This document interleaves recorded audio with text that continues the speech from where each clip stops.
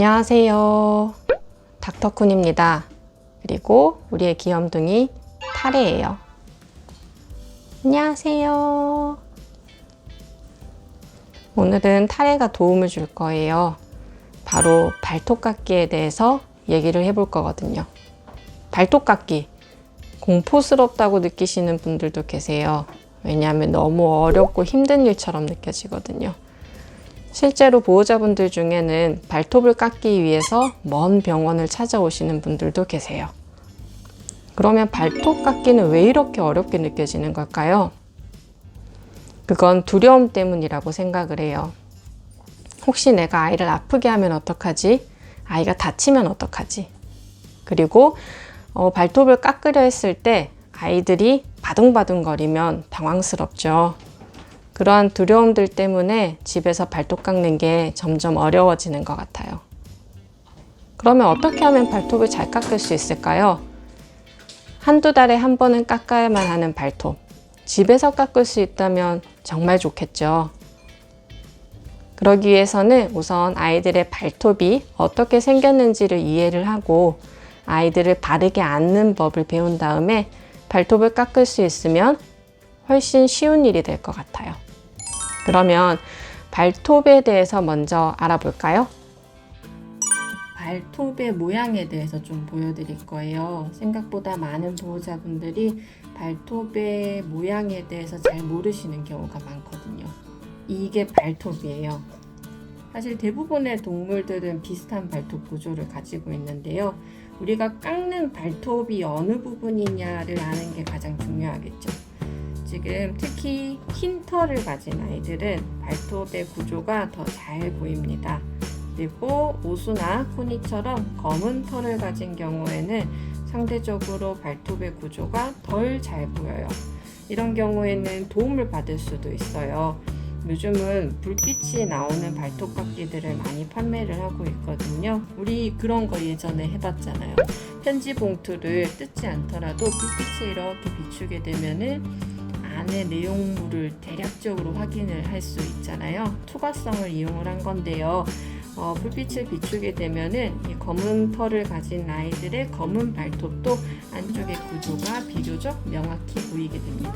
지금 제가 두 개의 뾰족한 부분을 그렸는데요. 우리가 깎는 발톱은 이 부분이에요. 그리고 깎는 지점은 이 안쪽의 뾰족한 부분으로부터 1~2mm를 앞세운 이 지점일 것 같아요. 이 부분은 핑크색으로 보여요. 왜냐하면 혈관이 지나가는 자리이기 때문이죠.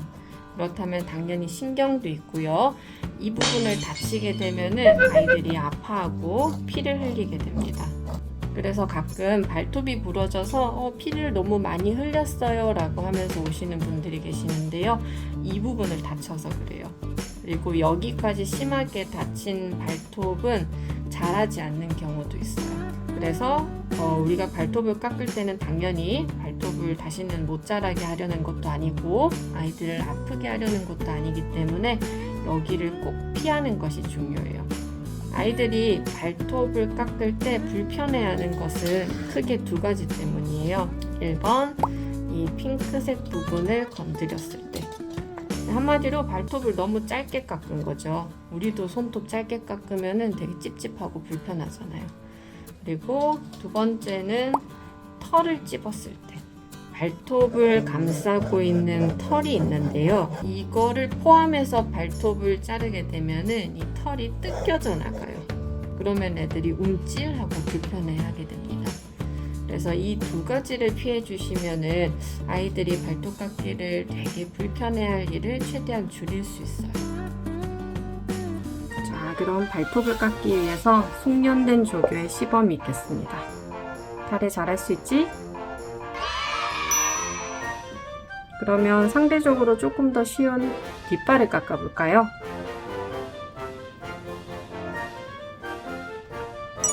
발톱을 깎기 위한 가장 기본적인 자세예요. 타레는 좀 크기가 작은 편이라서 한 품에 쏙 들어오진 않는데요. 대부분의 아이들이 거꾸로 뒤집어 눕혔을 때 머리가 겨드랑이 쪽을 향하게 됩니다. 그러면 이 팔 안쪽에서 조금 더 안정감을 얻을 수 있어요. 두 번째 자세예요. 팔 안쪽에 얌전히 누워있는 토끼의 발 한쪽을 잡고 살며시 내밀어 줍니다. 소독물용 발톱깎이예요. 발톱을 자를 때의 팁은 이 털석에 숨어있는 발톱을 꺼내줘야만 한다는 거예요. 자, 숨어있는 발톱을 쏙 꺼내주죠. 깎아주면 됩니다. 자, 반대발도 발을 잡고 살며시 내밀어줘요. 아이가 긴장이 너무 심하다고 느껴질 때는 적절히 쓰다듬어 주는 것도 중요합니다.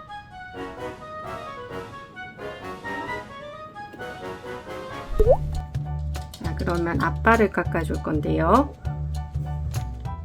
지금 같은 자세가 제일 편하네요. 경기도의 유명한 원장님이 발톱을 깎는 사진을 많이 보셨을 텐데요. 이 비슷한 자세로 아이를 다리 위 또는 허벅지 위에 올리고 앞발을 꺼내서 깎아주시게 되죠. 털갈이 중이라 털이 어마무시해요. 자, 마찬가지예요. 앞발을 살며시 내밀어 주고요. 발톱을 털 사이에서 꺼내줍니다.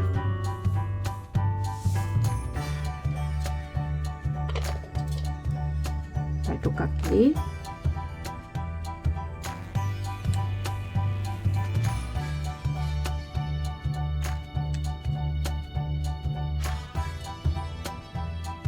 쉽죠? 아이가 발톱을 잘 깎고 나서는 충분히 쓰다듬어 주면서 이렇게 너를 들고 발톱을 깎았던 게 아프고 불편하게 하려는 것이 아니라 충분히 교감하고 사랑해 주는 것이라는 것을 느끼게 해주시면 좋아요.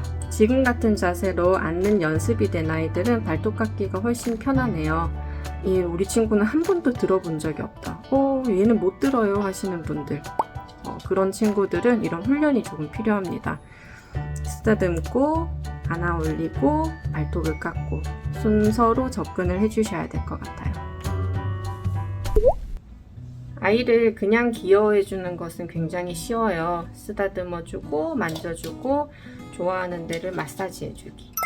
그런데 이 아이를 들어 올리면서부터 문제가 되죠.